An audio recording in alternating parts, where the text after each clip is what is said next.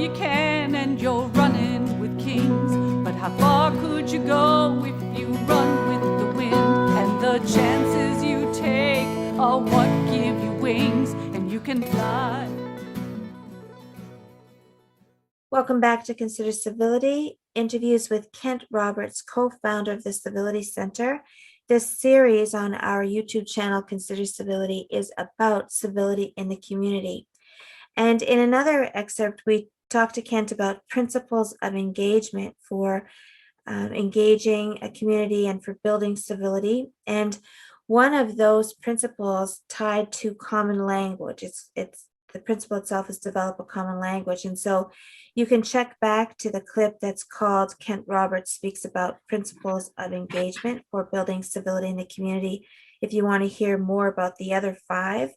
But regarding developing a common language, I think that this is really an important piece that maybe sometimes is not focused on enough or people overlook. And so, Kent, I know that for our team here at Civility Experts and our affiliates around the world have reiterated that this defining the terms is something that is really sometimes more complicated than you would think it would be. So as one example, just defining the word civility and making the concepts relatable to people in different cultures, different countries, different business sectors, and so on.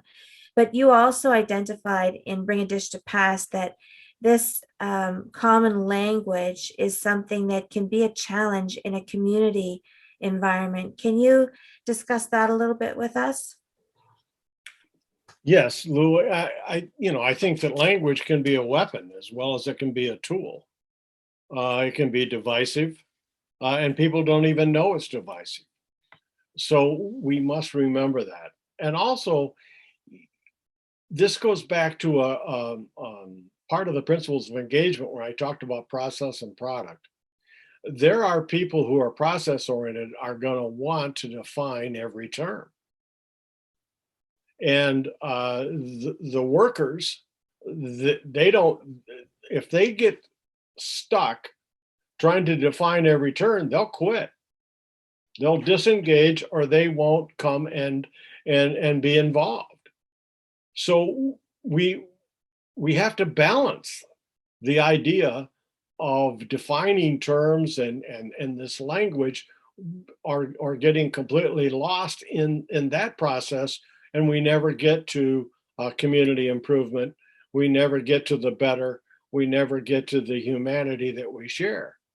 So always do a check-in on the balance of how things are. Now, remember that at the beginning level, we don't have to have everything completely defined. I don't think I've been involved with one civility project where the people didn't want to define civility right off the bat. Well, sometimes that takes days and there's lots of different divisions on that. But, I think civility, if we can just put it in a working term to begin with, such as treating people with dignity and respect, or saying that it's a variation of the golden rule, and just the whole idea of trying to have a working knowledge of terms that doesn't get in the way so workers don't disengage. So I think that's really important. And but at the same time, you have to value the people who want definitions. Their minds work. How can we work on civility if we don't know what it is?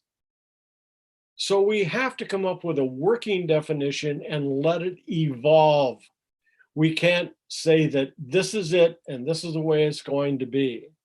No, we're going to come up with something that we can live with, we can work with, that we all share and we agree to, and we move on and we do work, and we'll constantly check back in with our definition of what we think civility is and how it's evolving with our work.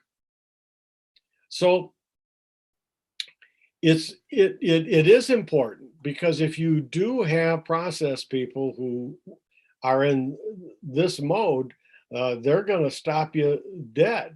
On the other hand, the action people don't want to get involved in all that conversation. So there's friction.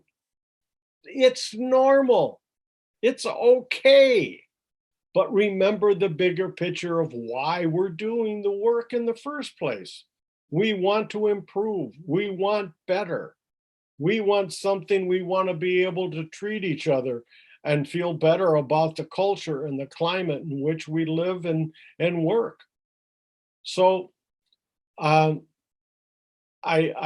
think that we need to constantly ask clarifying questions, make it okay anytime that we use the term or something that we do not understand, that we ask for clarification of that, and we come up with a working understanding of that term, or we don't use that term.